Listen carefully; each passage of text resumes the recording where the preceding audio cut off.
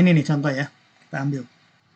Dan ini masing-masing masih sebagai data individu ya, teman-teman ya. Gitu. Jadi ini kita sebutnya apa nih? Data individu ya. Individu. Data individu. Gitu. Ya. Ini belum kita organisir ya. Jadi masih sebagai data individu.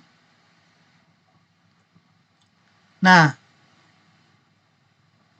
kita nanti akan membuat data kelompoknya, gitu ya. Kita akan buat data kelompoknya.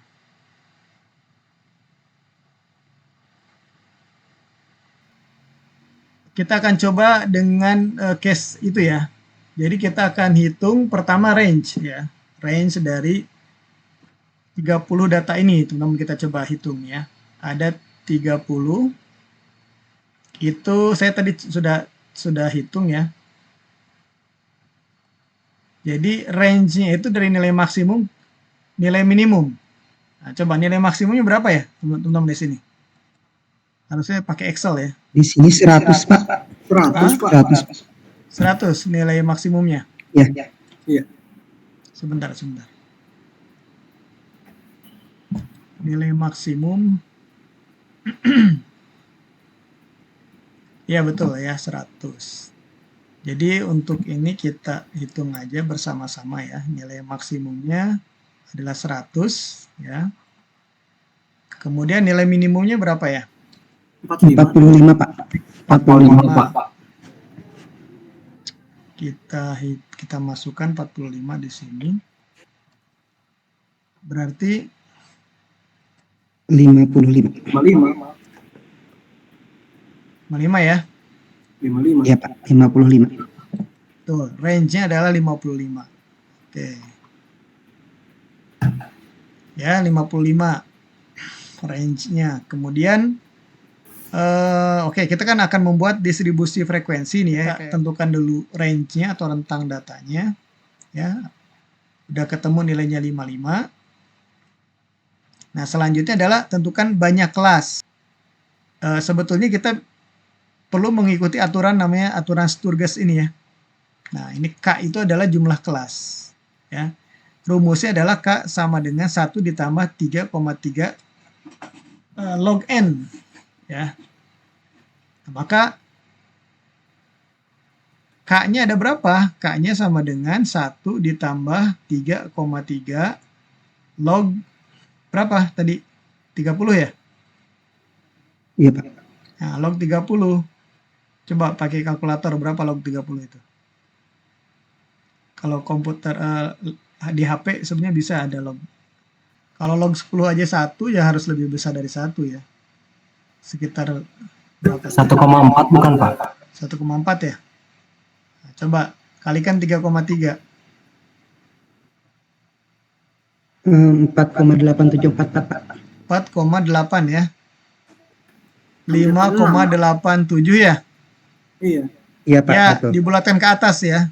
Jadi 6 gitu Jadi ya. nomor. Oke ya, K-nya 6. Nah, kemudian yang ketiga tentukan panjang atau lebar kelas nih ya. Yang kelasnya sama dengan range dikalikan K. Tadi range sudah kita hitung ya. 55. Oke, 55 dibagi K-nya tadi 6 ya. Berapa nih? 1, Pak. 16. 9,16 6. ya. Nah, oke.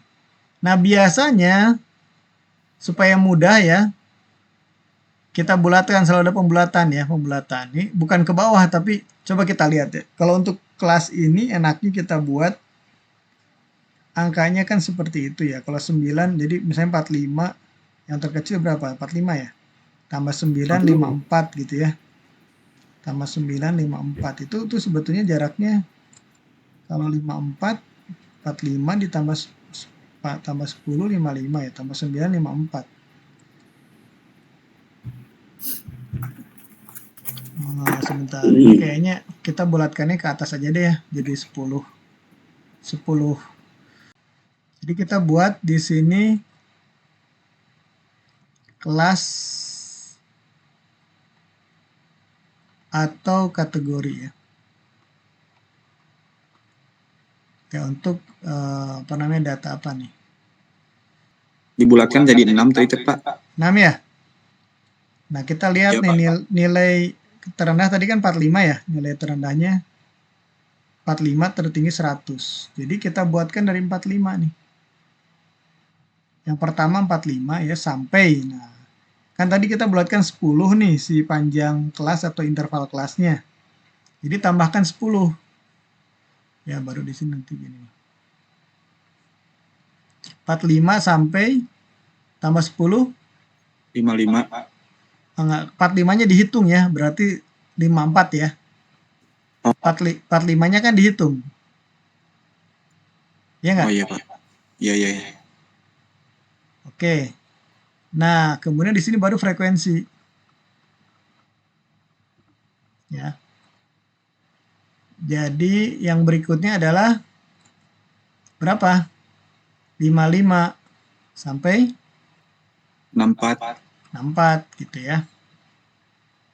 Sampai 6 kali nih kita ke bawah. Terus 65 sampai 74. 74 ya. 74. Terus 75 sampai 84. 84 ya. 85 sampai 94. Ser- 94 Pak. 94 ya. 94. 1, 2, 3, 4, 5, 6, satu lagi ya. 95 sampai 104 ya. 104. Nah, ini adalah apa namanya, kolom untuk kelas atau kategori. Nah, kemudian frekuensi. Nah, frekuensi ini kita bisa hitung dulu ya. Dari data ini berapa nilai data yang jatuh di kelas yang pertama, 45 sampai 54. Di sini ya. Kalau tadi ininya bisa dikerjakan 2 layar sih gini ya, 1, 2, 3 gitu ya, sama dengan 3 gitu. Ya, kemudian 55 sampai 64 ya. 55 sampai 64. Saya tadi sempat coret-coret di mana coret-coretannya ya. 55 sampai 64 ya. Nanti coba cek ya, kalau nggak salah ini jadi 7 deh. Saya tadi tulis di mana ya? 7. Terus coba di screenshot dulu sama teman-teman ya, nanti dicek ya, di screenshot dulu. Nanti isian saya betul apa enggak. Nah, terus ya, kemudian yang 65 sampai 74 tuh kalau nggak salah 7 juga, ada 7 ini. Terus yang 75, 84. 5 apa 6 ini ya? 6, coba. Terus ini 5, ini 2. Pokoknya jumlahnya itu harus sama 30 ya totalnya. Jadi kalau tadi misalnya teman-teman pakai toli ya, sistem toli gitu, 1, 2, 3, 4, 5 kan gitu ya. Tambah 2 gitu ya. Ya. Sama dengan 7 kayak gitulah. Ya kan? Nah, ini totalnya itu harus sama dengan 30 ya. Sesuai dengan N-nya sama dengan 30. Nah, kemudian setelah itu teman-teman ya,